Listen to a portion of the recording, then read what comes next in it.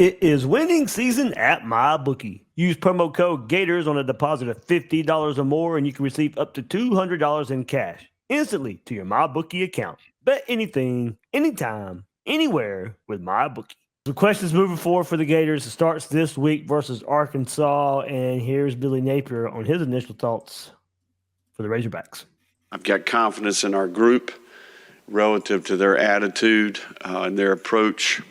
I think the key thing for us here is what matters most today. I think regardless of what's happened in the past, I do think that this is a group, every single detail this week, really challenging all parts of the organization to do their best work. We need to be operating at our best, firing on all cylinders. We need to lead our people. We need to impact our people and get consumed with preparing for this game. I do think Arkansas, although their record doesn't reflect it, they've been in every football game. This is a game that's lost a lot of close games. I do think that they've played really good defense for the most part. And I know offensively they've made a change. I know Sam Pittman personally, and I have a ton of respect for him as a coach and a man. And I do think they're a lot closer than their record indicates. So this will be a challenge. And what do you see so far from that offense? Yeah, no, I think it's a big part of the story this week relative to the prep. They made a change in the offseason. Obviously, Kendall made a move to go to TCU, and then they brought Dan in, and that was a wholesale change, right? So, Coach Guyton will be calling it this week, and he has experience with Kendall in the past. Certainly played at quarterback at Ohio State. So, what flavor do we get? I think ultimately with an open date, I think that magnifies that a little bit. But Coach Pittman's an offensive line coach. His teams are tough. And certainly I think there'll be an element of that. He'll have some imprint on the offense. I do think that that's an element of the game. And I think ultimately for us, we're going to have to find the right balance of prep in terms of what we expose the players to, but also being ready to adjust within the game. All right, Will, Billy Napier brought up all those close games for Arkansas, 2-6 on the season. Started with a 56-13 win over Western Carolina, 28-6 win over Kent State, and then starts the string of 6 straight losses for Arkansas, all within one score. 6 straight losses, 6 straight one-score losses. 38-31 versus BYU. A 3-point loss at LSU. 34-22. Oh, never mind. Besides Texas A&M. Texas A&M was one that was not part of the one-score games. 34-22 Texas A&M. Then a 27-20 loss to Ole Miss. 24-21 to Alabama.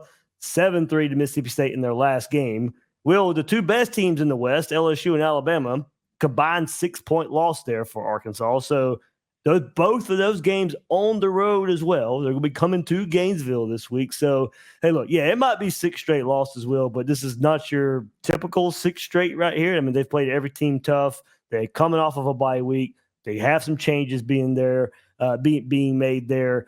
As Billy Napier said, Guyton comes in as the OC now, very similar to Kendall Briles, who was there before. So you can best bet what they were running last year. A lot of similarity to that. Why they ever hired Dan Enos in the first place, I would never understand.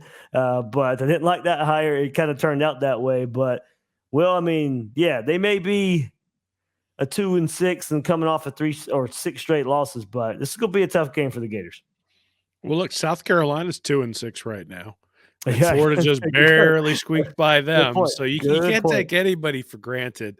And like you said, I mean, all those close games, the fact that they've all gone against Arkansas, those tend to even out over the course of a year. Now, Sometimes you just have some bad luck. Sometimes those don't turn out the way they are. The Alabama game was a one-score game, but Alabama pretty much dominated that one and then kind of shifted into neutral. And then when they tried to hit the gas, couldn't really do it. LSU can't stop anybody, so giving up 31 points, 31 points to Arkansas, maybe not that big a deal. Florida can't stop anybody right now either. Well, I agree, and Mississippi State I think is the bad one. That 7-3 loss to Mississippi State is the one where you're like, that probably should have been the one you guys were able to pull out. It'll be interesting because when Florida got rid of Todd Grantham and John Hevesy, I think we all sort of thought we'd get a bump, and we didn't. There was no bump, and I think the question will be, was Enos a sacrificial lamb where Pittman had to get rid of him, but the players are still bought into Pittman? Or are the players no longer bought into Pittman? And that's sort of the question. If they're still bought into Pittman, I think given what you just showed about their road, they're not going to be intimidated coming to the Swamp, right? After being at LSU and at Alabama, I think Florida's a better venue than both of those places, but still, it's not so much better a venue that they've never seen this before, never been able to communicate on the road, anything like that. But again, I think it comes back to motivation. At 2-6, how motivated are you? Your offensive coordinator just got fired. How bought into the head coach are you? You just lost 7-3 to Mississippi State, which to me sort of suggests that, there are people with their own agendas going on inside the locker room. And now you just fired the offensive coordinator, but you've had 2 weeks to sort of maybe right the ship. And the question is, are they going to come out and just say, look, let's let it loose and have some fun? Sometimes those are the most dangerous teams. You think about 2020 when LSU came into the Swamp and Florida decided to sit Kyle Pitts, maybe because of an injury and maybe not. And the fog rolls in, weird stuff happens, and all of a sudden Florida's on the losing end of a game that they really should have won. There are no gimmies in the SEC. That's one of the problems with being teams in the SEC. There just aren't any gimmies. So Florida's going to show up. They're going to play pretty well. It's an interesting dichotomy in styles. I mean, Arkansas is 128th in yards per play. Florida's 112th in yards per play allowed. So weakness on weakness right there. Mm-hmm. Florida's 53rd in yards per play gained, and Arkansas is 59th in yards per play allowed. So strength versus strength, at least for the two teams. So statistically, the teams are basically equivalent in terms of the bad units facing the bad unit and the average units facing the average unit. And that's going to be the question. To me, I think it's actually going to be a question of which bad unit steps up. Is the Arkansas offense going to be able to make inroads against the Florida defense, or is the Florida defense going to be able to make inroads against a bad Arkansas offense? Because look, you can call whatever plays Kendall Riles was calling 2 years ago. Right. If the offensive line can't block, it doesn't matter. And we just learned that this past week with Florida against Georgia. I'm sure they had some great play calls going on out in the 10, 15, 20 yards down the field. Didn't matter. Every time Mertz dropped back, he was getting drilled. So, you're only as good as your offensive line. Unless they have a plan to fix that offensive line, they're probably going to struggle, assuming Florida's defense can get pressure. So I just look at this one and I go, that weakness on weakness is the place where you really got to focus. I think we'll know 10 minutes into the game, given the kind of penetration, the kind of pressure, the kind of push Florida's defensive line is able to get or not able to get. We'll tell you a lot about who's going to win this game right off the bat.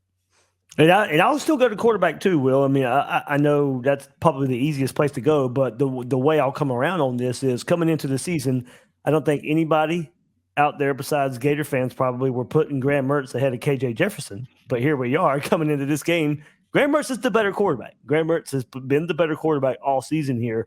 Hopefully that pays off for Florida as well. Florida's offensive line, as inconsistent as they have been this year, not this bad. They are not Arkansas level bad. I mean, this is a terrible offensive line, and which is crazy given Sam Pittman's reputation and of developing and the offensive line. And what, Josh Braun is there now as well. I think it's former Florida offensive lineman is at Arkansas, so we'll see a familiar face along the Arkansas offensive line. I mean, look, I'm not in tune with Arkansas that much. I'm assuming he's playing for him right now. If he's injured or anything like that, I'm sure I'll check into that this week. But there's a familiar face there. But their offensive line stinks, and it is time for if there is a get right game, it should be this one and something that sets you up for the rest of the season.